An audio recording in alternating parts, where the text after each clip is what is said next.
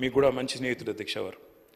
నాకు బాగా గుర్తున్న సందర్భం అధ్యక్ష 2015వ సంవత్సరం ఆనాడు జిహెచ్ఎంసీ ఎలక్షన్స్ వచ్చినప్పుడు సాయన్న గారు కోరిన ఒకే ఒక్క కోరిక, నేను కవాడిగూడ నుండి లాస్యానందిత గారిని నేను కార్పొరేటర్గా చూడాలనుకుంటా ఉన్నాను, మా మిత్రుడు గోపాల్ గారు కూడా పూర్తిగా మద్దతుగా ఉన్నారని చెప్పి మొదటిసారి ఆ రోజు వచ్చి అడిగితే కేసీఆర్ గారు కాదనకుండా వెంటనే అమ్మాయికి ఒక మంచి భవిష్యత్తున్న నాయకురాలు, మంచి యంగ్ లీడర్గా బాగా చదువుకున్న అమ్మాయి, మంచి అవకాశం ఇవ్వాలన్న ఉద్దేశంతో ఆనాడు కవాడిగూడ నుంచి కార్పొరేటర్గా గెలిపించుకోవడం జరిగింది అధ్యక్ష.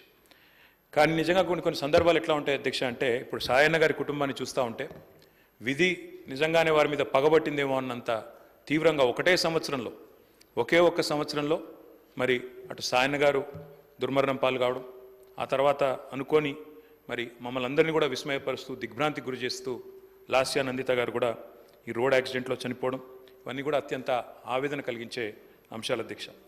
ఒకటే ఏడాది లోపల అటు తండ్రి ఇటు కూతురు చనిపోవడం అంటే ఆ కుటుంబంలో ఎంత విషాదం ఉంటుందో మనం ఊహించవచ్చు అధ్యక్ష. కానీ చాలా చురుకైన అమ్మాయి అధ్యక్ష. ఆనాడు కార్పొరేటర్గా జిహెచ్ఎంసీలో పనిచేసిన, తదనంతరం సాయన్న గారు కొంత ఆరోగ్యం బాగలేకుండా అధ్యక్ష, బాగా డయాబెటీస్ ఎక్కువై చివరికి లెగ్ యాంపిటేట్ చేయాల్సిన పరిస్థితి వచ్చినప్పుడు కూడా ఒకవైపు నందిత మరొక వైపు నివేదిత, ఇద్దరు అమ్మాయిలు పాపం ఆయనతో ఎల్లవేళలా ఎక్కడికి ఏదైనా మీటింగ్కి వచ్చినా, ఆఫీస్కి పోయినా, మంత్రులను కలిసేదున్నా లేదా అధికారులను కలిసేదున్నా ఇద్దరు అమ్మాయిలు కుడి భుజం ఎడమ భుజం మాదిరిగా ఆయనకి రెండు వైపులా ఉండి తీసుకొని పోయేవాళ్ళు అధ్యక్ష. మా దగ్గర కూడా చాలాసార్లు ముగ్గురు కలిసే వచ్చేది. అట్లాంటి కుటుంబం సాయన్న గారు మరణించిన తర్వాత ఇదే శాసనసభలో అధ్యక్ష ఆనాడు కేసీఆర్ గారు ముఖ్యమంత్రిగా సంతాప తీర్మానం చెప్పడమే కాకుండా ఆ కుటుంబానికి అన్ని రకాలుగా అండగా ఉంటామని చెప్పి హామీ ఇచ్చిన హామీ ప్రకారమే ఆ రోజు మళ్ళీ లాస్యానందిత గారికి 2023లో జరిగిన శాసనసభ ఎన్నికల్లో మరి ఆనాడు పార్టీ నుంచి అవకాశం కూడా ఇవ్వడం జరిగింది అధ్యక్ష. ఇప్పుడే ముఖ్యమంత్రి గారు చెప్పినట్టు కంటోన్మెంట్లో సాయన్న గారు చేసిన సేవ, రాజకీయాలకు అతీతంగా కలిసి ఉండే మంచి వ్యక్తిత్వం, ఎన్నింటి వల్ల నందిత గారికి కూడా తప్పకుండా తండ్రి గారి ఆశీస్సులతో పార్టీ అండతో బ్రహ్మాండమైన మెజారిటీతో అమ్మాయి కూడా గెలిచింది అధ్యక్ష. బాధాకరం ఏమంటే సరిగా గెలిచిన కొద్ది కాలానికే మరి నల్లగొండలో మా పార్టీ సభ ఒకటి జరుగుతూ ఉంటే అక్కడికి నందిత గారు కూడా రావడం జరిగింది. ఆ రోజు కూడా రోడ్ యాక్సిడెంట్ అయింది. తన కారుకి పూర్తి స్థాయిలో ధ్వంసమై అమ్మాయి స్వల్ప గాయాలతో బయటపడ్డా కూడా మరి చాలా ఇబ్బంది పడ్డది అధ్యక్ష, చాలా మనోవేదనకు కూడా గురైంది. తదనంతరం వాళ్ళ ఇంట్లో కూడా ఒక చిన్న యాక్సిడెంట్ అయింది. వరుసగా ఏదో పగబట్టినట్టే నల్లగొండలో ప్రమాదం, తర్వాత అక్కడ లిఫ్ట్లో ప్రమాదం, ఆ తర్వాత మళ్ళీ అనుకోకుండా ఈ ఓఆర్ఆర్ మీద జరిగిన రోడ్ యాక్సిడెంట్లో అమ్మాయి మరణించడం జరిగింది అధ్యక్ష.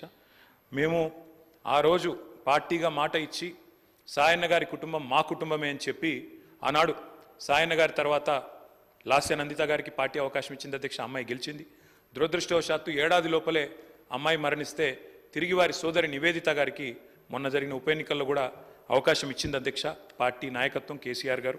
కానీ దురదృష్టం ఉప ఎన్నికల్లో మొన్న మా పార్టీ ఓటమి పాలు కావడం జరిగింది అధ్యక్ష. నిజంగా కల్లో కూడా అనుకోలేదు, చురుకైన ఒక నాయకురాలు, మంచి వ్యక్తిత్వం, మంచి విద్యార్హతలు కలిగిన ఒక మహిళ ఈ శాసనసభలో అడుగుపెట్టిందని చెప్పి సంతోషపడ్డాం. భవిష్యత్తు ఉజ్వలంగా ఉంటుంది అమ్మాయికి అని చెప్పి ఆశించినాం.